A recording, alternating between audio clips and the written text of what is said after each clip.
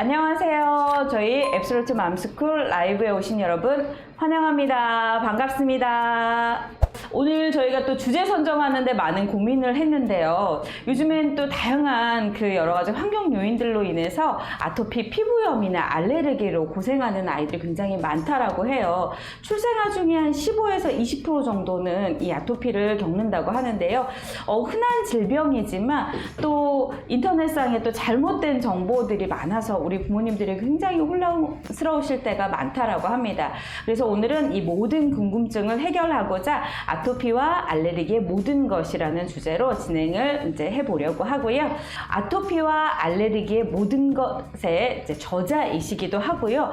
삼성 서울병원 소아청소년과 전문의이신 오늘 김지연 선생님 모시고 강의 듣도록 하겠습니다. 안녕하세요. 삼성 서울병원 소아청소년과 김지연 교수입니다. 오늘은 아토피와 알레르기에 대해서 소개해 드리려고 하는데요. 아토피 예방하는 방법부터 알레르기 관리하는 기법까지 쉽고 간단하게 제가 설명을 드리도록 하겠습니다. 아토피와 알레르기 어떻게 예방하는지 좀 살펴볼 건데요. 일단은 아이에게 피부 관리를 굉장히 잘 해주셔야 돼요. 목욕도 잘 시키고 보습도 엄청 잘 시키셔야 피부 상태가 좋게 유지가 되겠죠. 그리고 음식을 다양하게 노출을 시켜서 장 안에 있는 이로운 면역세포가 이 음식도 괜찮고 저 음식도 괜찮네 익힐 수 있도록 해주셔야 되는 거예요. 출산하고 3개월에서 4개월 정도는 완전 모유 수유를 하시는 것이 굉장히 도움이 됩니다. 우리 모유 안에는 이로운 면역 물질들이 되게 많이 있죠. 그렇지만 모유 수유가 힘들다라고 하면 가수분해 분유를 먹이는 것이 도움이 됩니다. 메일에서 나오는 HA 분유 또는 센시티브를 먹이시는 것이 도움이 되고요. 만 4개월에서 6개월부터 다양한 음식을 먹이시도록 하되 아기가 출생 초기에는 아직 장이 미숙하기 때문에 잘 익혀서 먹이셔야 알레르기를 예방할 수가 있습니다. 4개월 이전에는 이유식 시작하는 것을 권장하지 않아요. 그렇지만 만으로 생후 4개월에서 5개월이 지나면 쌀미움부터라도 이유식을 시작하시는 것이 아이에게 도움이 됩니다. 그리고 생후 초기부터 보습제 열심히 발라주셔야 피부가 튼튼해지겠죠? 프로바이오틱스는 엄마가 임신했을 때도 아토피나 알레르기 예방에 도움이 되지만 우리 아기에게도 도움이 됩니다. 6개월경에 5개월경에 어떤 특정한 음식을 먹여서 아기에게 알레르기가 생겼다고 해서 일찍 먹여서 생긴 것이 아니고요. 일찍 발견한 것 뿐입니다. 이제부터 전문가와 상담하셔서 어떻게 할지를 정하시면 되는 것이지 내가 뭘 잘못해서 우리 아이에게 알레르기가 생겼구나 이렇게 염려하거나 미안해하거나 하지 않으셔도 됩니다.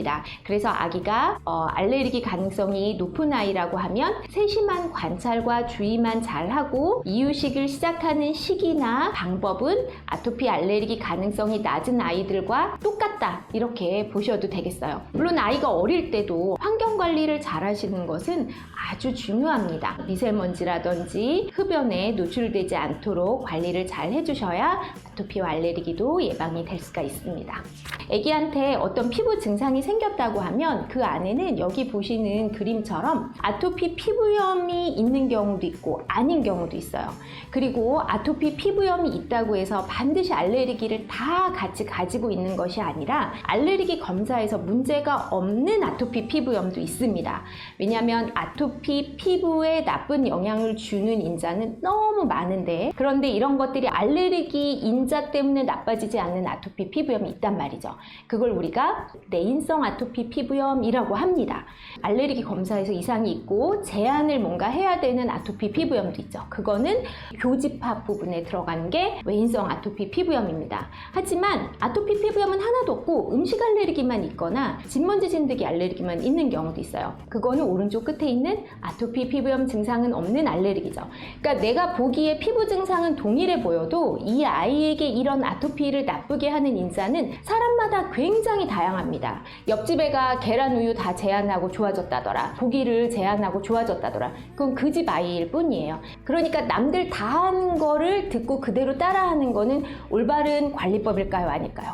아니죠. 그러니까 전문가와의 상담이 굉장히 필요하고요. 아토피 피부염으로 진단받았다고 하더라도 원인 인자는 굉장히 다를 수 있다라는 거를 오늘부터는 새기셔야 됩니다. 그러면 아토피 피부염은 왜 생기는 병일까요? 크게 생각해 보면 한 서너 가지 정도로 정리를 할 수가 있어요. 첫 번째는 피부 장벽이 굉장히 약한 거예요. 원래 정상 피부는요, 피부 세포와 피부 세포 사이를 채워주는 것이 지질이거든요. 그래서 이런 단백 성분이나 지질 성분이 튼튼하게 잘 만들어져 있는 친구들은 개똥밭에서 굴러도 아무 문제가 없어요. 그래서 알레르기 원인 물질이 피부를 접촉하더라도 별다른 영향을 받지 않거든요. 근데 아토피 피부염 피부는 이런 피부 장벽이 굉장히 약해져 있는 거예요. 그래서 틈이 가 있고 뭔가 좀 무너져 있는 상태입니다. 피부에 나쁜 영향을 줄 만한 것들이 피부에 닿았을 때 보호하지 못하고 들어와서 면역을 자극하고 염증을 일으킬 수 있다는 거예요. 또 다른 거는 면역 균형이 깨져 있어요. 우리 몸은 크게 두 가지로 보면 균에 대해서 방어할 수 있는 면역이랑 알레르기가 잘 생기도록 하는 면역이랑 이제 균형을 맞춰가지고 알레르기는 잘 안 생기고 균에 대해서만 방어하는 면역이 잘 작동하는 게 굉장히 일반적인 상황인데, 알레르기가 있는 애들은 이 균에 대해서 작동해야 되는 면역 상태보다 자꾸 알레르기가 생기는 쪽으로 면역 상태가 가려고 하는 거죠. 그래서 피부 장벽도 무너져 있고 이런 면역 불균형도 있고, 그러면 아토피 피부염도 생기고 알레르기도 자꾸 생길 수 있는 쪽으로 몸이 이제 면역 상태가 가려고 하는 겁니다. 또 중요한 거 하나가 미생물의 영향이 되게 중요합니다. 마이크로바이옴 하는 거, 장내 미생물 균형이라든지 피부의 미생물 균형이 깨지면 또 아토피나 알레르기가 잘 생길 수가 있습니다. 그럼 이제 이걸 어떻게 관리를 해야 될까요? 중요한 ABC가 있어요. A는 avoidance. 우리 아이에게 악화인자를 찾아서 피하는 거죠. 균 관리도 있을 거고요. 그러니까 피부 위생도 잘 지켜야 되고, 침이나 땀이나 여러 가지 환경 오염 물질처럼 내 아이의 피부에 닿았을 때 안 좋을 만한 걸 다 관리해야 돼요. 네, 우리 아이의 여러 가지 육아템이 다 피부가 나빠지는데 영향을 줄 수가 있습니다. 일단은 온도는 23도 이하, 습도는 40에서 50%로 잘 맞춰주셔야 되고요. 침도 안 좋을 수 있어서 잘 닦아주셔야 되고, 그 다음에 피부에 여러 가지 균도 안 좋을 수가 있기 때문에 세정제를 쓰시는 게 좋은데 국산성 세정제를 이용해서 잘 씻기시는 게 좋아요. 그리고 특히 입 주변 피부가 안 좋은 경우에는 아기가 갖다 빨거나 여기 자극하는 뭔가 있지 않은지를 좀 보셔야 돼요. 치발기가 그런 경우도 있고, 턱받이가 계속 젖어서 아기가 고개 숙이면 거기에 닿아서 안 좋은 경우도 많이 있어요. 그 다음에 B는 베리어, 그러니까 피부 장벽이 잘 회복되도록 관리하는 거고, 그럼 뭘까요? 보습을 되게 잘 해주셔야 되겠죠? 어떤 보습제를 쓸까요? 많이 물어보시는데, 색깔도 없고 냄새도 없고 자극적이지 않은 거, 먼저 테스트 팔 안쪽이나 이런 데 한 3일 정도는 해보시는 게 좋거든요. 그래서 아이 피부 상태가 나빠지지 않는 걸로 해가지고 자주 쓰시는 게 더 중요해요. 비싼 거 쓰시는 것보다 내가 잘 쓸 수 있는 자극이 되지 않는 걸로 매일매일 하루 3번에서 4번 전신에 발라주시는 게 중요합니다. C는 Control of Inflammation입니다. 염증이 너무 심해졌을 때는 약물을 잘 쓰시는 게 A, B, C입니다. 그래서 A, B, C에 대해서 제가 이제 설명드렸으니까 사실 아토피 피부염이 생겨도 별로 걱정 안 하고 기본적인 관리는 하실 수가 있겠죠. 음식 알레르기는 우리가 관리하는데 3가지를 기억하라고 말씀드립니다. 첫 번째는 진단을 정확히 받으셔야 돼요.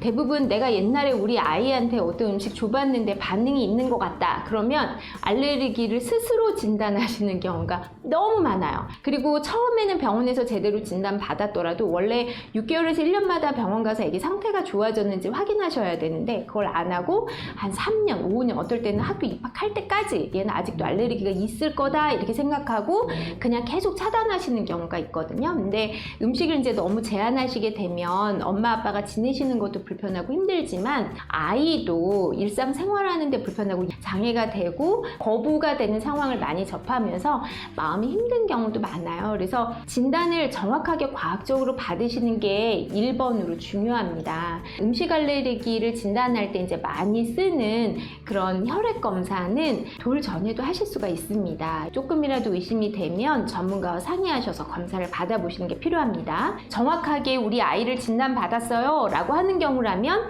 음식 알레르기 어떻게 관리해야 될까요? 사실 상당수는 두드러기 그냥 피부 증상이기 때문에 저절로 좋아지는 경우도 있고 먹는 약, 항히스타민제로 대부분은 위험하지 않게 좋아지는 경우가 많지만 식품 알레르기가 위험한 거는요. 아나필락시스라고 해서 전신 알레르기 반응으로 혈압이 떨어지거나 생명이 위협을 받을 정도까지 증상이 진행하는 경우가 있습니다. 그렇기 때문에 정확하게 진단을 받았다고 하면 철저한 차단이 원칙입니다. 모르고 원인 음식에 노출이 되어서 반응이 생겼다고 하면 그때는 빨리 알아채서 비상약을 쓰거나 얼른 병원에 데리고 가셔서 치료를 받도록 하는 것이 중요합니다. 그게 여기 나와 있는 두 번째 차단과 증상 치료에 해당합니다.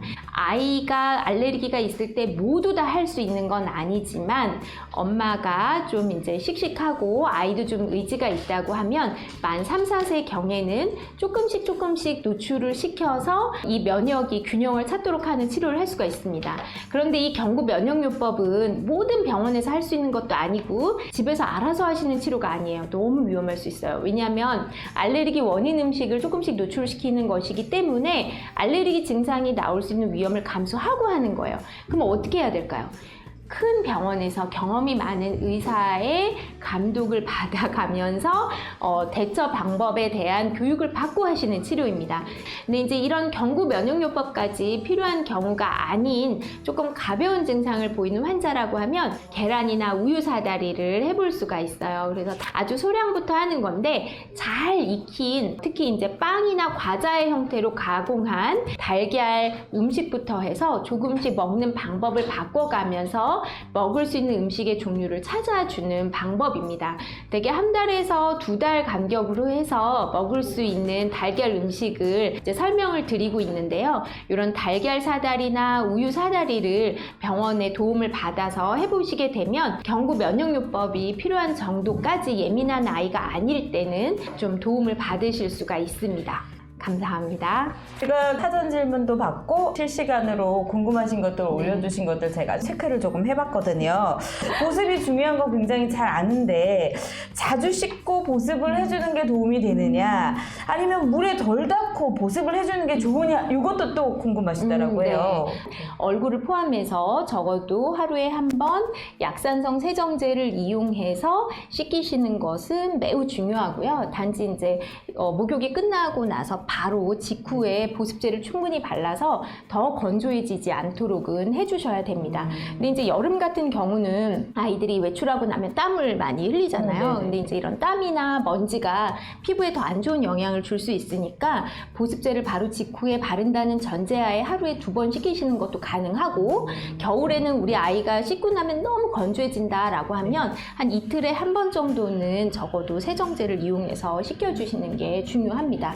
네. 요즘 이런 이야기도 많이 있나 봐요. 임신 중에 콜라나 탄산음료를 마시면 아이가 아토피가 생긴다. 이 식이 패턴을 가지고 연구한 것들이 좀 있어서 인스턴트 식품이라든지 약간 건강하지 않은 식사의 개념으로 얘기하는 그런 이 음식의 그룹 중에 콜라나 탄산음료도 좀 포함되죠. 그래서 이런 것들도 뭐 아토피와 연관성에 대해서 조금씩 이제 보고되는 것들이 있기는 한데 그렇게 막 확실한 인과관계가 있는 것은 아니고요.